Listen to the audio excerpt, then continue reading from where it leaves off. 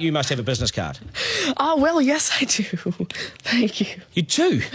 At 13, you have your own business card. Okay, that's a nice start. I'll get in touch with you later. Sure. What do you do? Well, mainly, I like to call myself a software and cognitive developer because I love developing with cognitive computing and artificial intelligence. I am an algorithmist. I love working with, designing, and implementing algorithms. I'm a keynote and TEDx speaker. I'm an author. I've written a book, and I'm working on another one about IBM Watson. And, of course, I'm also an IBM champion for cloud and honorary IBM cloud advisor. Where did Hang I on go a second. wrong? Someone just get me a flannel countdown. Do you go to school? Well, I'm currently homeschooled in grade 8, going to grade 9 now. Wow. Okay, so you're bright. Artificial intelligence, it's taking over the world. Is that fair to say?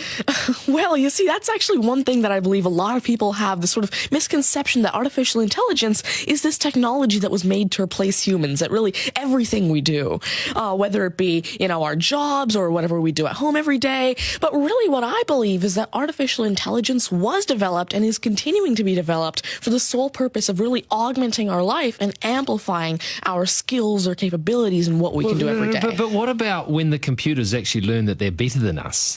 Well, you see, that's sort of called a singularity of artificial intelligence, at which point artificial intelligence has surpassed human intelligence to the point that we cannot control it.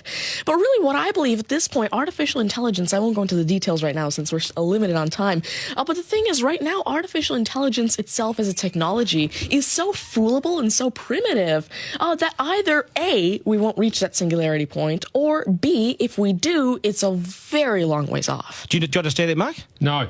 I couldn't. I wanted to take notes for the exam at the end of this. You lost them in the first sentence. Could I perhaps offer you a golf ball?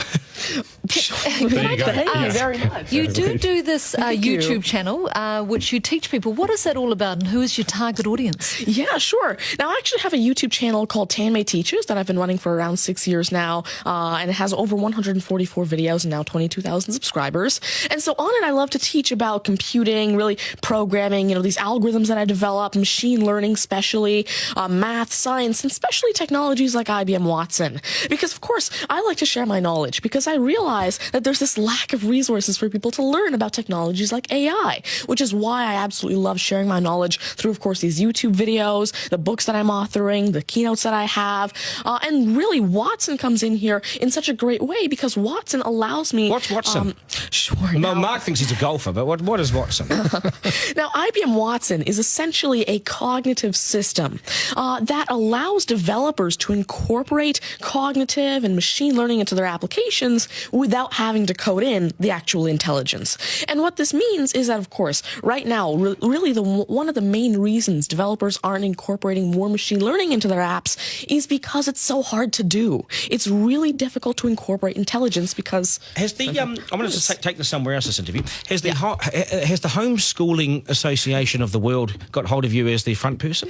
Well, there is actually a Homeschooling Legal Defense Association, I believe, HSLDA, in Canada, and I actually had a keynote for them last year in Niagara Falls. You're the poster boy for homeschooling, aren't you? Well, I did have a keynote for them, and I talked a lot about the advantages of homeschooling and why it's great for kids who want to go into different and really targeted subjects. Okay, I want to get right down to business now. When did you realise you were bright and smarter than most? Well, I originally started coding when I was 5 with simple languages like Fox Pro and Batch. But eventually, at 9 years old, I had my very first iOS app accepted into the Apple App Store called T-Tables. But did your mum and dad do something to you between 0 and 5 that plug you into the wall? Or what did they do to you at 5? At 5, you were coding. Are you smarter than your mum and dad, by the way? Already? Well, I have. My dad used to work as a computer programmer, but he used to work with simple regular programming languages like Fox Pro, Batch, a little bit of C, etc. But you see, now I'm really interested in artificial intelligence and how it can actually be implemented on all these different platforms. You'd be a nightmare to teach. You'd be an absolute nightmare to teach, wouldn't you? Because you'll be smarter than the lecturers. I never even want to get in an argument with you, ever. But I would like to see you on a quiz show because I think you would nail that. Well, you see, there is one thing that I've been working on, and it's essentially an app called Ask Tanmay, an NLQA system. And so essentially, it's a system system that can take your natural language questions and answer them for you using Watson and artificial intelligence. And actually, the original reason why I made Ask Tanmay, there's an Indian version of the Who Wants to Be a Millionaire show called KBC, which I originally wanted Ask Tanmay to play. So that actually ties in quite a bit with what I wanted to do. It's nice to see you. Do you get because you're homeschooling? You wouldn't go to school dances and things like that, would you? School socials and things. Do you get Oh well, I actually used to be regularly schooled until grade 6. Right. Then I became homeschooled, and so of course I still do have my This is friends still from a school. victory for public schools. Take that golf ball Yep. and bring it back to me when you've actually worked out a way in which it'll always go straight. Because I think you could do it.